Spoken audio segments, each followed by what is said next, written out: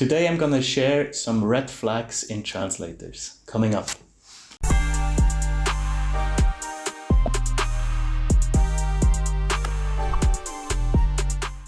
Hello and welcome back to the Freelanceverse. Thanks for coming back to the channel for another video this week. Today I want to talk to you about red flags in translators. I just figured out before filming that incidentally today I wear red. This was not intentional, but it fits. Let's go with that.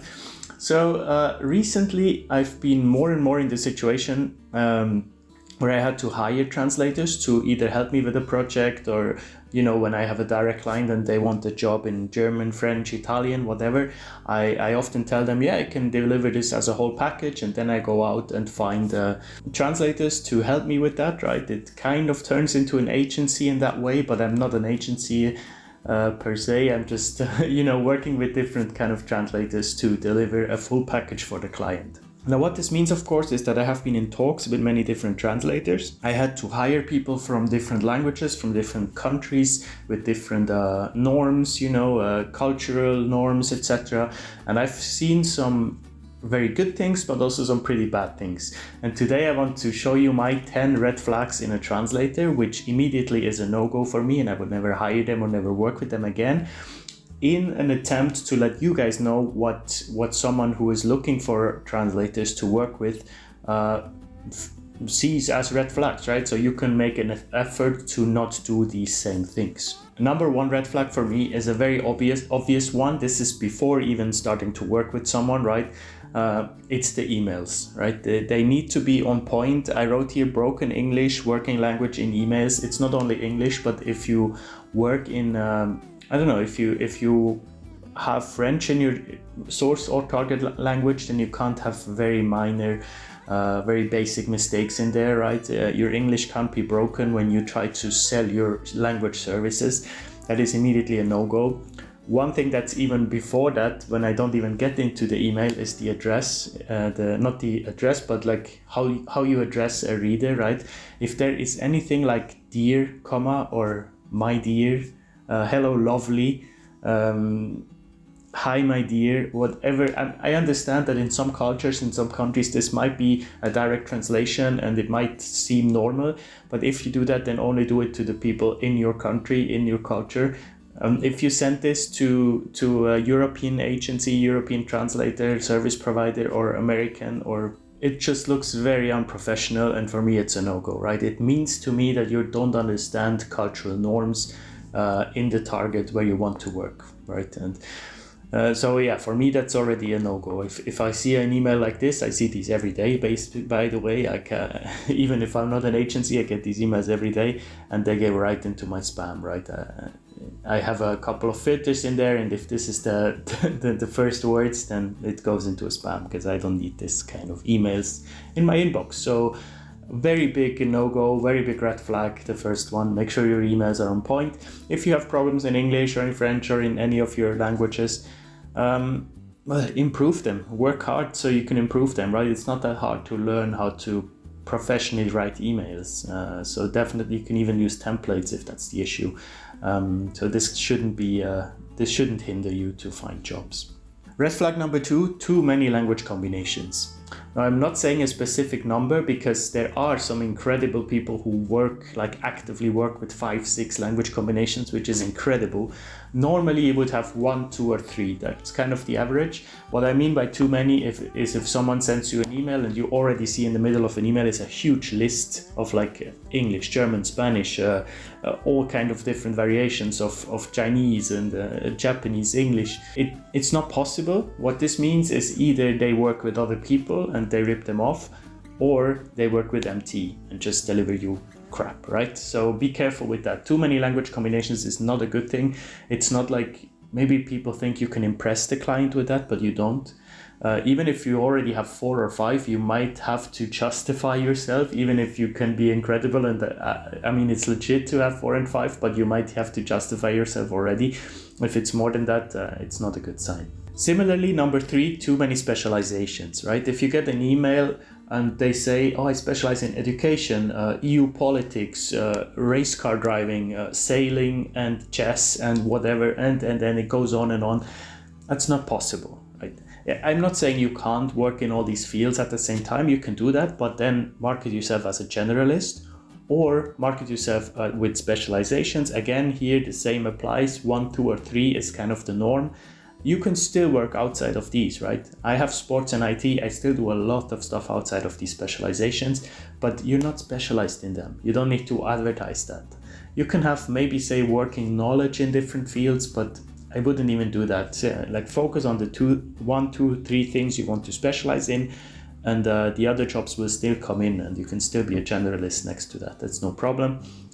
But yeah, definitely don't list more than 3. Now we get into more the after negotiation part. So when you actually get a job, and that also all happened to me, right? I worked with translators that I was very unhappy with, that made it through the first initial step. They seemed reliable, they seemed good, but then they were just not good. Of course, that happens too.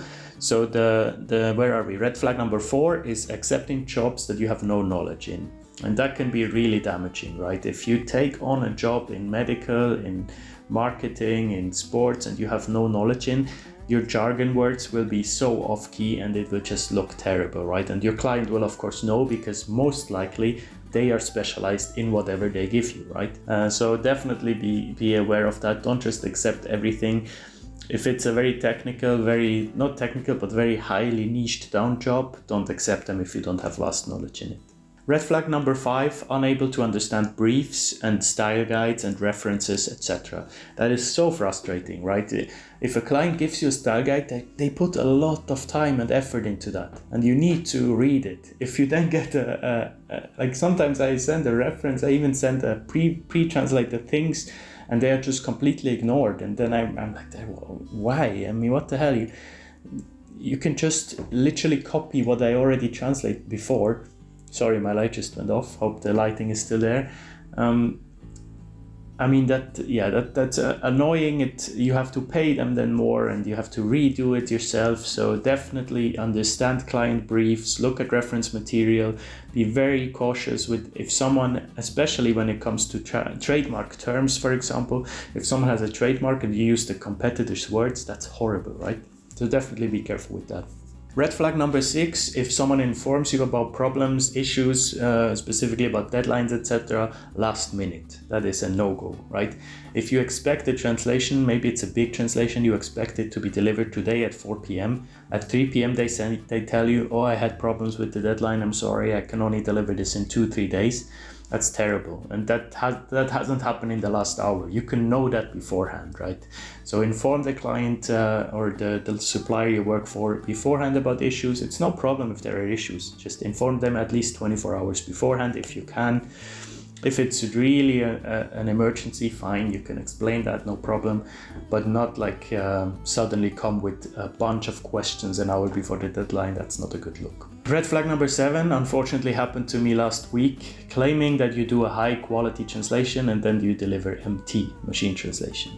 Of course, I noticed it. Of course, I got very angry. I told the client, I told the freelancer, and they apologized a lot. They thought they wouldn't notice.